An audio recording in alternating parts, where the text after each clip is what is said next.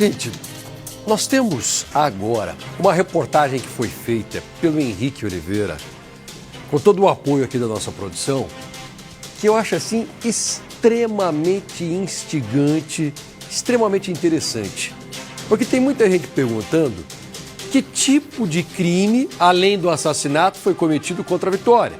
Já sabe que quanto maior o número de crimes, mais tempo essas pessoas vão passar atrás das grades. Eu já vi gente dizendo, mas aqui no Brasil só se passa 40 anos atrás das grades. Mas calma, no máximo 40 anos, né? Porém, se uma pessoa pegar 40 anos de prisão, ela pode ficar muito menos tempo atrás das grades, porque tem essa progressão. Porém, se a pena for lá de 100 anos, por mais que tenha algum tipo de benefício, ela vai ter que ficar no mínimo 40. Por isso que é importante que seja um trabalho muito bem específico para que todos os crimes praticados sejam colocados ali. Mas tá, Passaia, a mulher foi morta. Que outro crime, além do assassinato, essas pessoas podem ter cometido? O que é que a polícia está investigando agora que vai mandar para a justiça? É exatamente o que essa reportagem vai contar para você. Vamos assistir juntos? Põe aqui no ar, balança.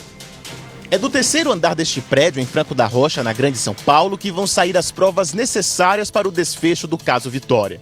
Aqui funciona uma unidade da Polícia Científica, que analisa amostras de DNA da vítima e do único suspeito preso, Michael Salles dos Santos, de 27 anos.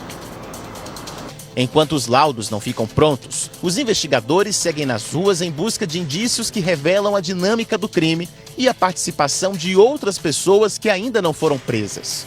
Uma tarefa minuciosa, mas que vai comprovar que a morte de Vitória foi uma sequência de pelo menos 5 crimes. Primeiro a polícia tem que descobrir quem é o autor do crime, isso é o principal. A partir do momento que descobre o autor, a polícia vai atrás dos motivos e circunstâncias do crime. O corpo de Vitória Regina de Souza, de 17 anos, foi encontrado numa área de mata, na zona rural de Cajamar, na Grande São Paulo. A morte da jovem é investigada como homicídio qualificado. A perícia já confirmou que Vitória foi vítima de uma emboscada e torturada antes de morrer. É possível que a tortura tenha sido praticada como meio para a morte, razão pela qual os sujeitos que praticaram o crime vão responder por homicídio qualificado. Além da tortura, também vai qualificar o homicídio a questão de eventual emboscada. Investigadores afirmam que antes de ser morta, Vitória foi mantida por 2 dias em cativeiro. Ela ficou privada da sua liberdade por um determinado tempo. Então nós temos também o crime de sequestro. A polícia já comprovou que Vitória foi abusada sexualmente por 2 pessoas enquanto estava em cárcere privado. Mas a pena dos envolvidos pode aumentar se os laudos comprovarem que a jovem foi abusada depois de morrer. Outro crime que pode aumentar a pena dos envolvidos é a ocultação de cadáver. Vitória foi morta em um local diferente de onde o corpo foi encontrado. Eles deixaram o corpo numa região que é usado para desova. Tanto é que foi encontrado outro corpo junto com o corpo da Vitória. Então nós podemos falar também no crime de ocultação a cadáver, que também vai acrescentar a pena de 1 a 3 anos. Agora os investigadores mantêm sigilo na apuração. O objetivo é entregar ao Ministério Público um inquérito robusto, com provas suficientes para convencer os promotores a aceitarem a denúncia contra os apontados como autores da morte de Vitória. A morte da menina Vitória tem características muito semelhantes com a de outro caso de grande repercussão nacional. A morte da ex-modelo e atriz Elisa Samúdio. Ela foi sequestrada, torturada e morta. Na época, 3 envolvidos no crime foram julgados e condenados. O goleiro Bruno e os comparsas dele, conhecidos como Bola e Macarrão. Assim como no caso Vitória, a primeira denúncia foi de desaparecimento. Durante as investigações, o goleiro Bruno foi colocado na cena do crime. Acharam roupas queimadas e fraldas no sítio do goleiro no interior de Minas Gerais. O corpo da modelo nunca foi encontrado, mas a polícia declarou que ela foi morta por asfixia. Segundo o inquérito, Elisa foi levada à força do Rio de Janeiro e mantida em cárcere privado. Mas o goleiro não agiu sozinho. Ele teve a ajuda do ex-policial Marcos Aparecido dos Santos, o Bola, e Luiz Henrique Ferreira Romão, o Macarrão. Para a justiça, foi Bola quem matou e desapareceu com o corpo de Elisa. Macarrão também teve participação no sequestro e morte da modelo.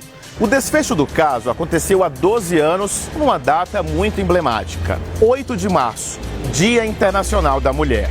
A comoção provocada pela morte da jovem, mãe de um filho do goleiro Bruno, gerou uma importante mudança no Código Penal brasileiro. O assassinato de mulheres vítimas de discriminação e violência doméstica passou a ser julgado com uma lei específica. Nasce o crime de feminicídio, com condenações bem mais duras para os agressores e autores dos assassinatos. Hoje, a morte de Vitória é tratada ainda como homicídio qualificado, mas pode ser enquadrada como feminicídio. Se a polícia constatar que o motivo da morte foi em razão dela ser mulher, ou se for caso de violência doméstica, e quando eu falo violência doméstica, eu não falo só em relação a parentes, mas também namorados, ficantes, affairs, o crime deixa de ser de homicídio e passa a ser de feminicídio. E o fato do feminicídio ser praticado por meio de tortura, o que já foi constatado, aumenta a pena do feminicídio de 1/3 até a metade. As investigações apontaram indícios de participação de Michael no crime, mas ainda não descobriram se ele agiu sozinho. A pena dos envolvidos vai depender da participação deles em cada crime apontado pela polícia. É importante saber que todos os agentes que participaram do crime vão responder pelos mesmos crimes. Agora, claro que a pena deles vai ser de acordo com a sua culpabilidade. Ou seja, quanto mais culpado, aqueles que participaram da execução, da premeditação do crime, eles vão ter uma pena muito maior do que aqueles que tiveram simples participação. O goleiro Bruno foi condenado a 23 anos por homicídio triplamente qualificado, ocultação de cadáver, sequestro e cárcere privado de Elisa Samúdio. Ele está em liberdade condicional há 2 anos. O Bola foi condenado pela morte e ocultação de cadáver de Elisa e pelo sequestro do filho dela com o goleiro Bruno. Somadas, as penas dele deram 34 anos. Ele já cumpriu mais de 40% em regime fechado e atualmente cumpre a pena em regime semiaberto.